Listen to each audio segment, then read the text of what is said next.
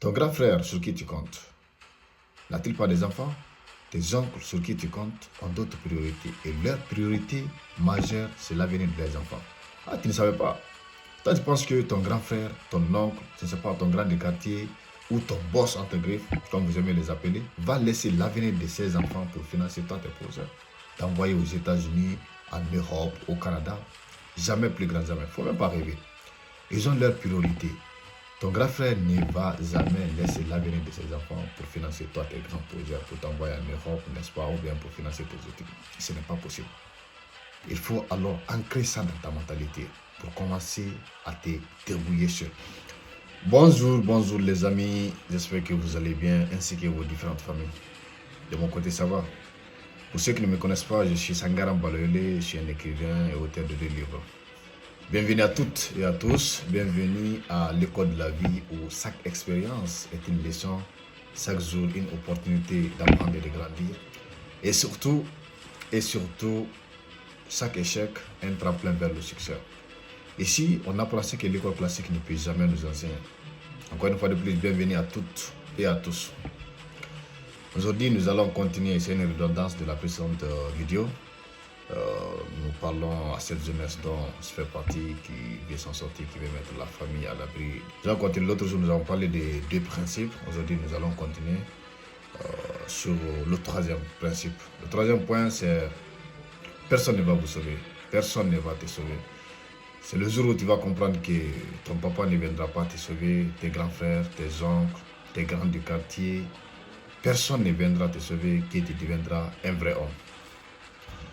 Vous savez, parfois on a tendance de préparer notre avenir en fonction des autres, à compter sur le grand frère, le papa, n'est-ce pas, les oncles. Ici, je ne parle pas de ceux qui viennent des familles aisées, qui sont nés dans l'abondance, qui ont trouvé déjà que leur avenir est déjà préparé. Je ne parle pas d'eux. Je parle plutôt des jeunes qui sont issus d'une famille modeste comme la mienne. N'attends rien de personne. Je dis bien personne. N'attends rien de personne. Le père sur qui tu comptes a combien d'enfants? Vous êtes combien? Nous connaissons les réalités africaines. Voilà. Le papa peut-être n'arrive même pas à subvenir aux besoins de tout le monde, de tous tes frères et de toutes tes sœurs. Et tu penses qu'il va laisser ce qu'il doit mettre dans la marmite pour toi, pour financer tes projets? Absolument pas. Tu n'es pas seul. Ton grand frère sur qui tu comptes n'a-t-il pas des enfants? Tes oncles sur qui tu comptes ont d'autres priorités. Et leur priorité majeure, c'est l'avenir des enfants. Ah, tu ne savais pas? Toi, tu penses que ton grand frère, ton oncle, je ne sais pas, ton grand de quartier ou ton boss entre griffes, comme vous aimez les appeler, va laisser l'avenir de ses enfants pour financer toi tes projets, t'envoyer aux États-Unis, en Europe, au Canada? Jamais, plus grand jamais. Il ne faut même pas rêver. Ils ont leur priorité. Ton grand frère ne va jamais laisser l'avenir de ses enfants pour financer toi tes grands projets, pour t'envoyer en Europe, n'est-ce pas, ou bien pour financer tes études. Ce n'est pas possible. Il faut alors ancrer ça dans ta mentalité pour commencer à te débrouiller seul. Vous savez, nous avons cette tendance à planifier notre vie, à planifier nos rêves en fonction des autres, n'est-ce pas, en fonction des promesses des autres. Même pas forcément des promesses, mais si on a un grand frère qui se débrouille un peu ou bien un oncle, on planifie tout dans nos têtes, n'est-ce pas, en fonction de mon grand frère. Peut-être quand je le dis, ça va faire ça. Mon oncle, quand je lui parle de ce projet, tellement que c'est bon, c'est beau à entendre, on pense que non, il va directement accepter. C'est pas ça la réalité. Démerdez-vous. Si vous êtes, tant mieux. Si vous ne vous êtes pas, vous avez déjà un plan B, qui est votre propre plan. Et croyez-moi que c'est le seul chemin, c'est la seule manière de réussir. Si vous planifiez votre avenir en fonction des autres, si vous planifiez votre avenir en fonction des promesses, ou bien, n'est-ce pas, au nom de votre grand frère ou de votre oncle, ou bien même de votre papa, vous serez déçus. Planifiez votre vie en fonction de vous-même. Qu'est-ce que vous êtes capable de faire? Vous avez votre programme, vous avez votre avenir, vous avez vos projets. Qu'est-ce que vous pouvez apporter à vous-même? Il faut vous planifier en fonction de ça. También vous pouvez, je ne dis pas ici de ne pas solliciter l'un des autres, absolument pas. Il ne faut pas, n'est-ce pas, confondre mon message. Je ne dis pas ici que vous ne devez pas demander de l'aide à vos oncles, à vos grands frères, à vos pères. Mais ce que je dis ici, c'est de ne pas planifier votre avenir en fonction d'eux. C'est extrêmement différent. Lorsque vous avez un projet, c'est normal d'aller vers quelqu'un pour lui solliciter de l'aide lorsqu'on n'a pas tous les moyens. Lorsqu'on n'a pas tous les moyens à notre niveau, c'est bien normal d'aller auprès du grand des quartiers, n'est-ce pas, des papas, de l'oncle, pour solliciter l'aide. C'est normal, c'est humain. Moi-même, je vais le faire. Mais il ne faut pas uniquement reposer votre espoir sur ça. Sinon, vous serez déçus. Et peut-être que même, vous allez les haïr par la suite. Parce que lorsque vous comptez sur quelqu'un à un certain niveau, n'est-ce pas, vous avez une grande confiance. Vous êtes rassuré qu'il va le faire. Dès lors qu'il dit non, ça crée un sentiment de haine, n'est-ce pas? Ça crée quelque chose, une frustration. Et si ça grandit, ça continue, ça peut conduire à la haine. On va détester l'autre. Mais il n'est pas obligé de vous aider. Personne n'est obligé de vous aider. Personne. Vous êtes venu seul sur cette terre et vous allez mourir seul.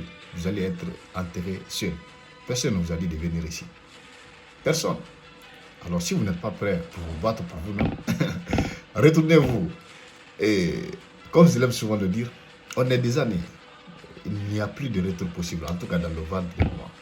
Le seul retour possible, c'est mourir. Alors c'est à vous de choisir si vous allez tracer votre propre chemin avec vos propres briques, ou bien si vous allez continuer à attendre.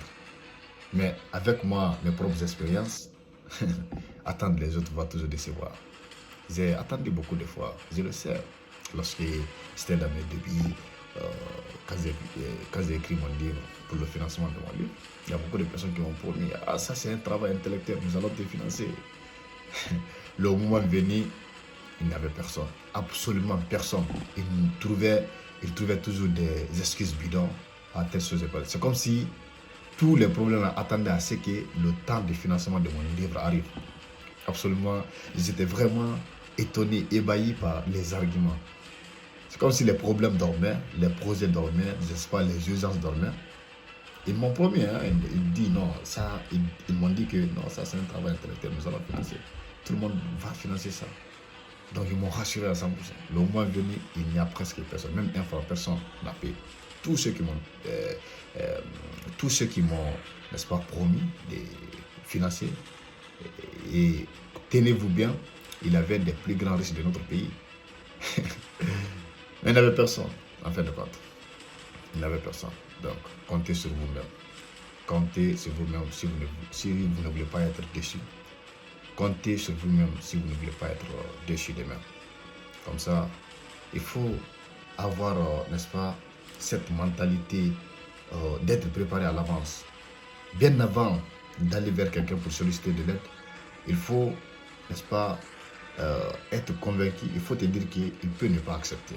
Il faut aller avec cette mentalité. Comme ça, là, même s'il refuse, tu n'es pas déçu, cela ne va pas conduire à le haïr. Parce que, encore une fois de plus, personne n'est obligé de t'aider. Même ton papa ou ta maman, je ne sais pas qui, personne n'est obligé de t'aider. Tu vas résoudre tes propres problèmes. Les projets sont les tiens. Okay? Sont tes propres projets, non les projets de papa ou de maman ou de tes oncles. Le jour où tu vas comprendre ça, tu vas commencer à devenir homme. Personne ne viendra te sauver. Tu es ton seul sauveur.